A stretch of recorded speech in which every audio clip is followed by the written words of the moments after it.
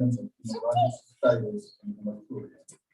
And he presented the findings also at the American Society of Health System Pharmacists at the mid-year meeting, and also the Pediatric Association annual meeting.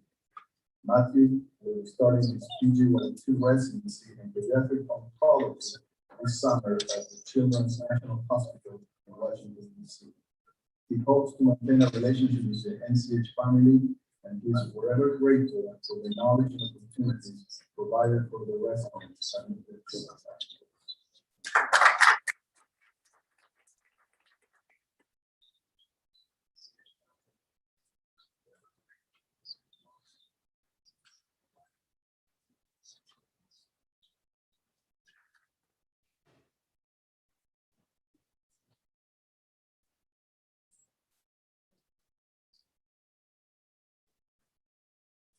Thank you, Dr. Mancuso. Next, I would like to call to the podium Dr. Charles Wasegi, who is one of our emergency medicine attendings, and he will be giving the diploma for our physician assistant pediatric emergency medicine fellowship program graduates.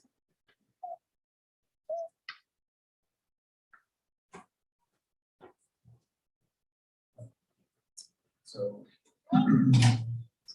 to present it is with great pleasure representing Catalina Moreno, the diploma for completing the physician assistant fellowship program in pediatric emergency medicine.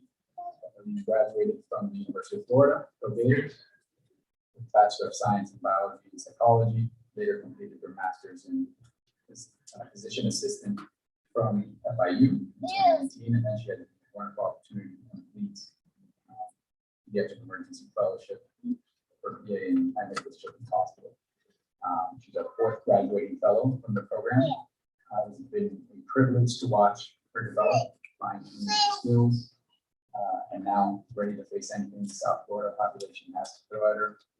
She powered through this past year in our overworked and understaffed emergency department, playing an integral part of the group, and through all the chaos and stress, maintaining her calm demeanor, unfazed. The emergency department is proud to have Catalina permanently join our team. Congratulations and welcome to the family.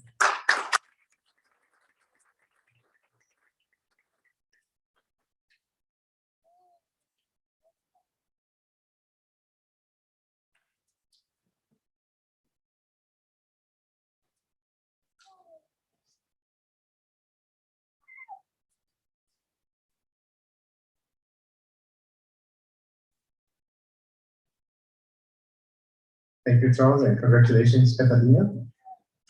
Next, I'd like to call to the podium Dr. Rose Alvarez Salva, who is the training program director for our psychology fellowship and internship program. Dr. Salva.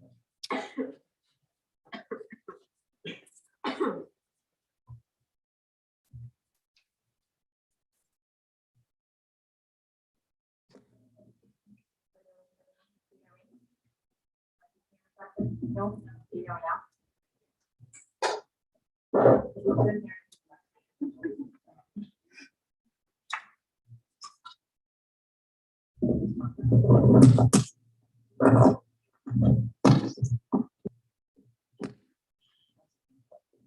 Okay, do you hear me now?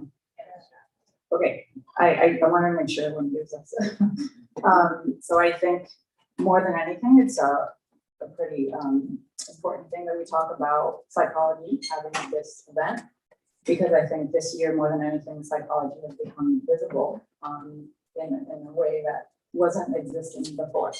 And one of the things I wanted to thank is Dr. Cunill and Dr. Gereige, because they had the residents basically shadow psychology, and they got to see how consults get done, and they got to see us do supervision and basically see things from a psychosocial model.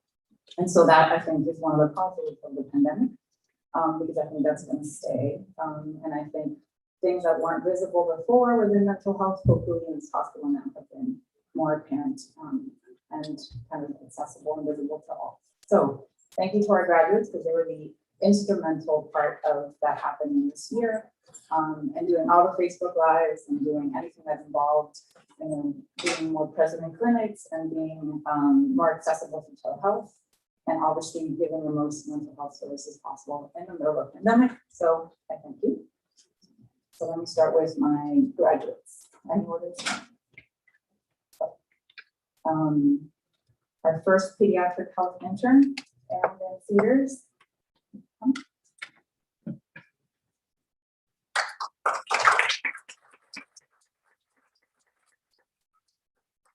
Erin is originally from Maryland and is one of our pediatric health interns. She did receive a doctoral degree in clinical psychology with a concentration in pediatric health from Spalding University in Kentucky.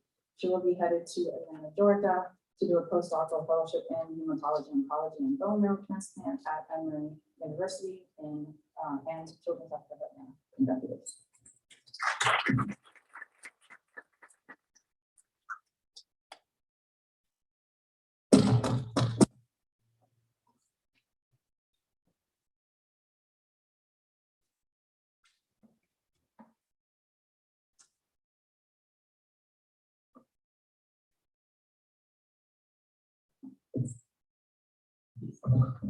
Next is Ashley Maxie Mormon, aka Maxie. Health intern and is a graduate of the University of Miami's Counseling Psychology Doctoral Program. In addition to being a self-published author of children's picture books, she will be completing a HEMOC and blood transplantation postdoctoral fellowship at Children's National in Washington, D.C. now in the fall.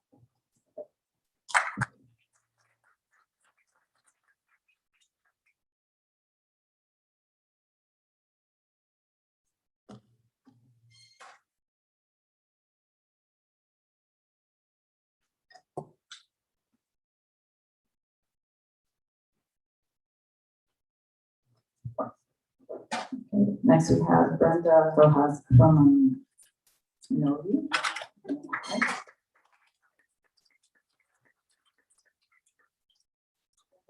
From Miami, Florida, is one of our pediatric neuropsychology interns. She will receive a doctoral degree in clinical psychology from Loyola University, Maryland, and will be headed to Nemours DuPont Hospital for Children in Wilmington, Delaware, for her postdoctoral fellowship in pediatric neuropsychology.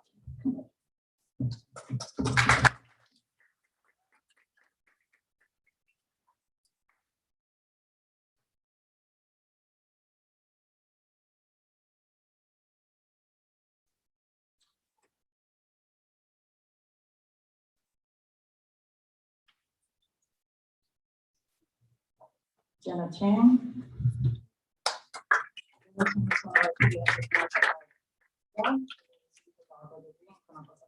a concentration in family systems from Azusa Pacific University. She will be headed to Austin, Texas to complete a 2-year pediatric neuropsychology fellowship through the University of Texas at Austin at Dell Children's Medical Center.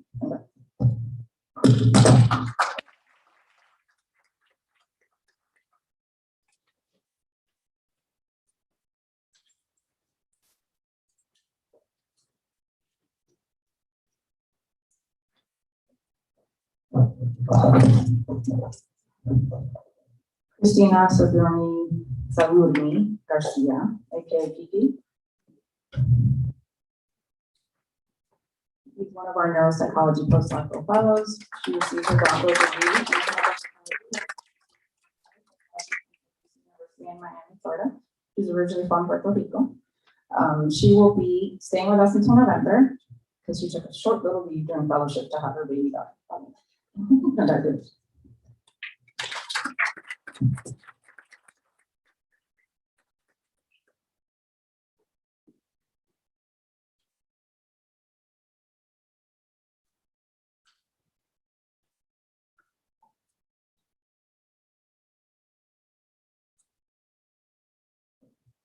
Crystal Sandoval Lanaria is our pediatric health psychology fellow at Missouri Hospital. She completed her internship here last year. She completed a doctorate degree in clinical psychology at Adler University in Chicago. She will continue her development towards licensure and get ready for her baby like September.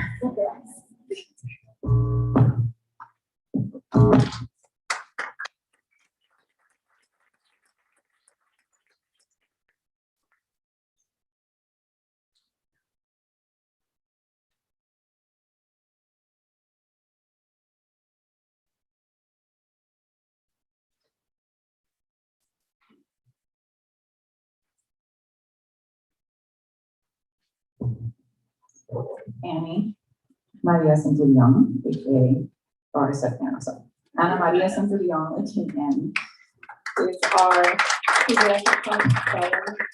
She completed a doctorate degree in clinical psychology with a concentration in health psychology. Was also our intern last year. She passed all her licensing exams and is currently looking for positions in the community. However, we'll take some time off first so that she can continue her family, which is due any day now. Congratulations.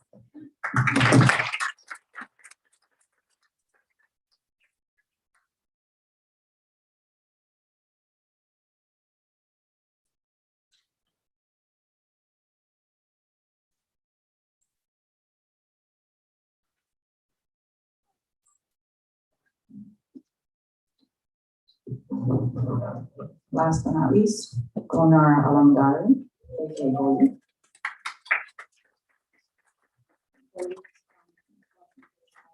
She came to us 3 years ago, almost, to complete her internship and did a 2-year postdoc here with us in pediatric neuropsychology at Nicklaus Children's Hospital. She will be headed back to California to do a pediatric neuropsychologist position at Children's Hospital of Orange County. Congratulations.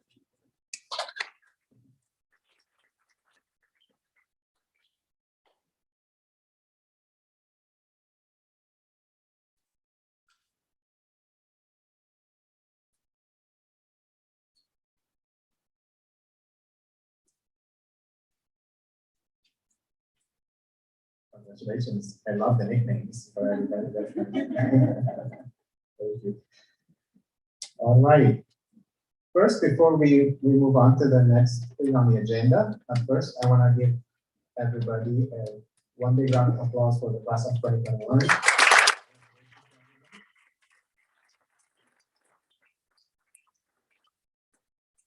So every year we have the graduating class of fellows vote on having one of their peers give the fellowship class of 2021 keynote address.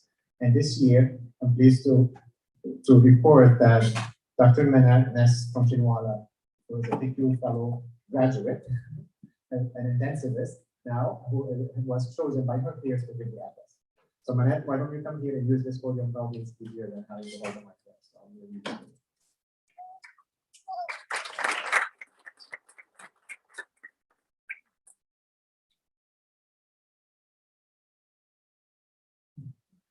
Good afternoon.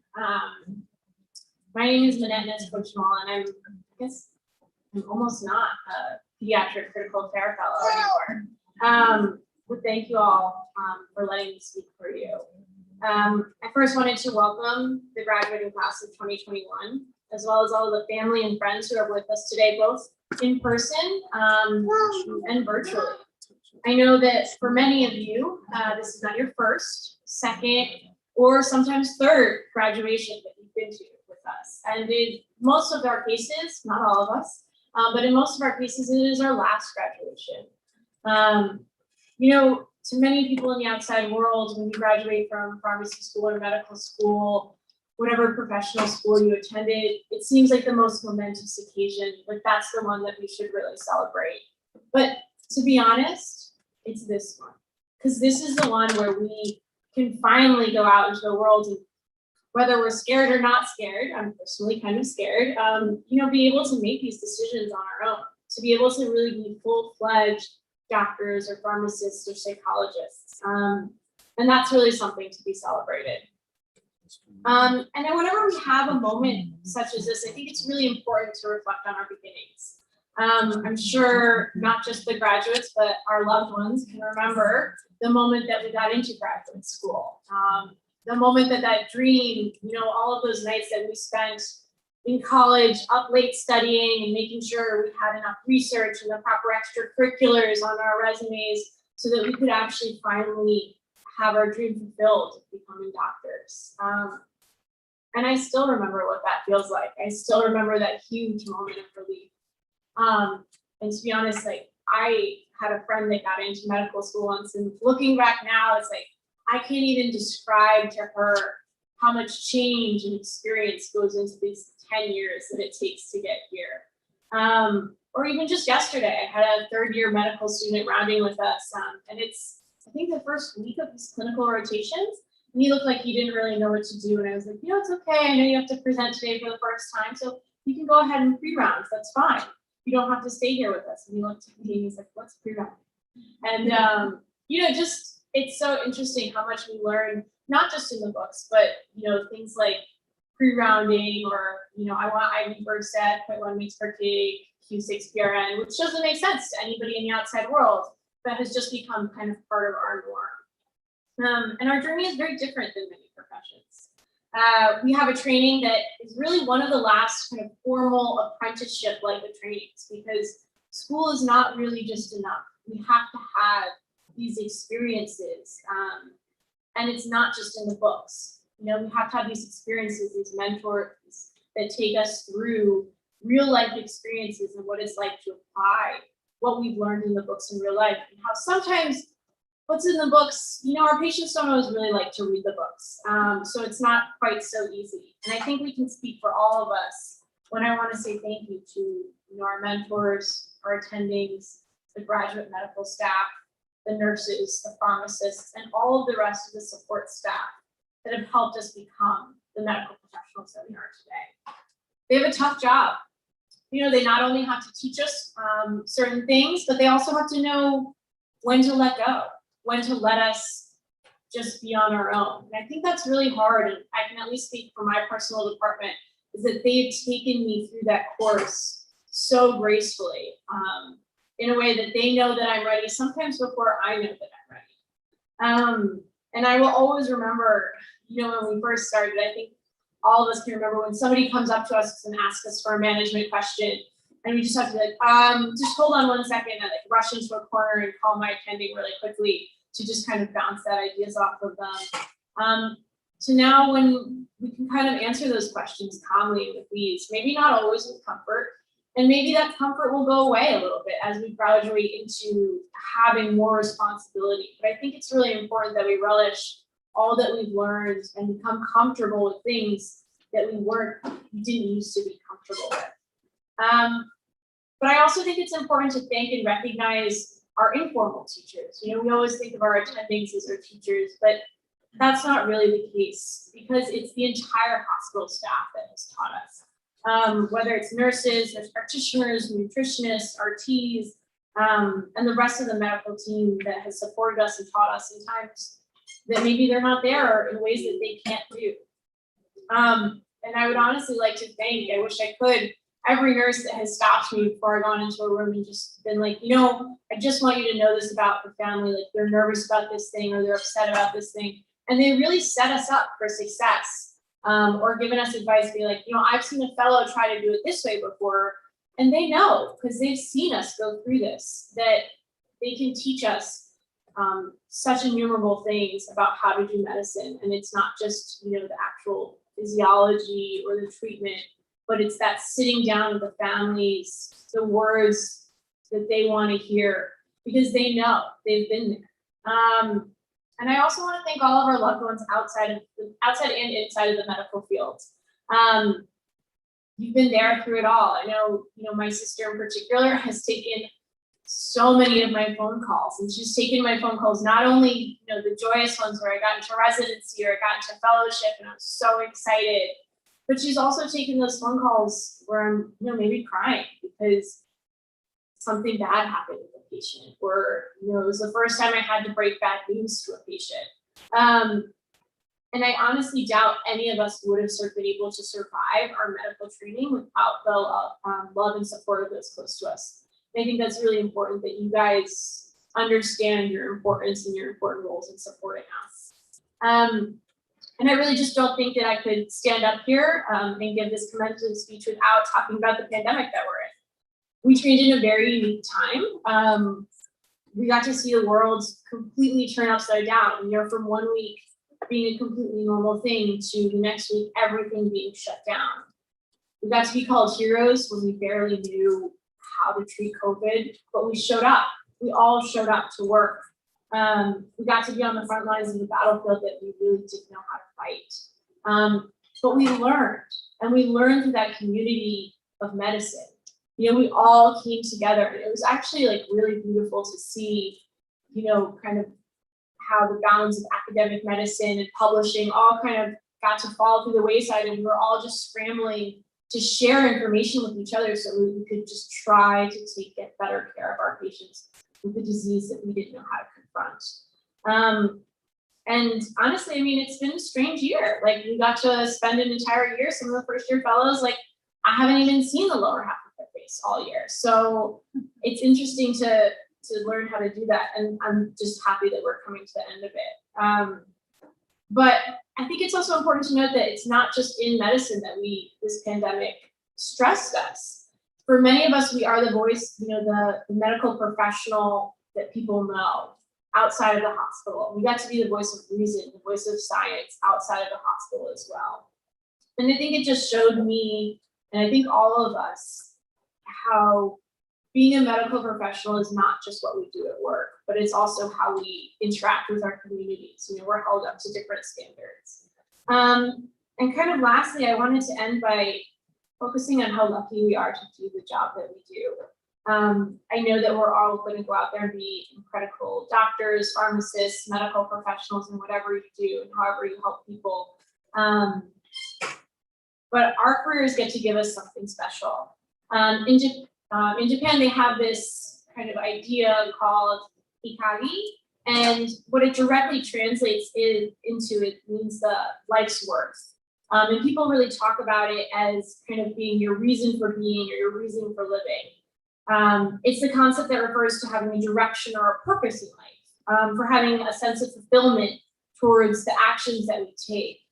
And many people have jobs, but their jobs don't necessarily give them that ikagi. And at least I think for all of us, our jobs are not just our jobs. Our jobs get to give us something much more. They give us a meaning for life. We get to help people. We get to come to work and do work that is fulfilling not just for the patients, but gives us passion and a meaning for living. And I just wanted to close with a quote from Dr. Donald Berwick. He spoke at Yale graduation recently, and I think it's particularly important for our class who got to train during the pandemic. But he said, "Those who suffer need you to be something more than a doctor. They need you to be a healer. Also, to become a healer, you must do something even more difficult than putting your white coat on. You must take your white coat off. You must recover.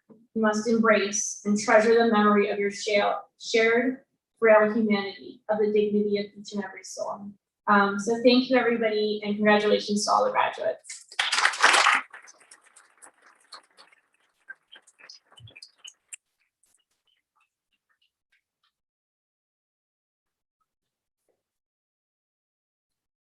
Very well said, Manette. Thank you so much. And no wonder your peers to speak for them.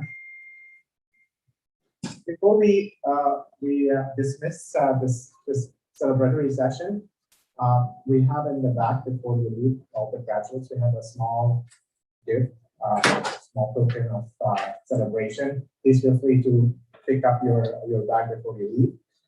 We will be, just to kind of have, if everybody wants to take pictures, I'm going to have Alex in the back, and we're going to try to kind of dismiss by pods so that we would be able to not have multiple lines outside. And then again, remember to pick up your bag before you leave. And then feel free to take some pictures outside in the outdoor area, which would be totally fine as well. So thank you so much for joining us this morning, and congratulations again. I know you're going to do great.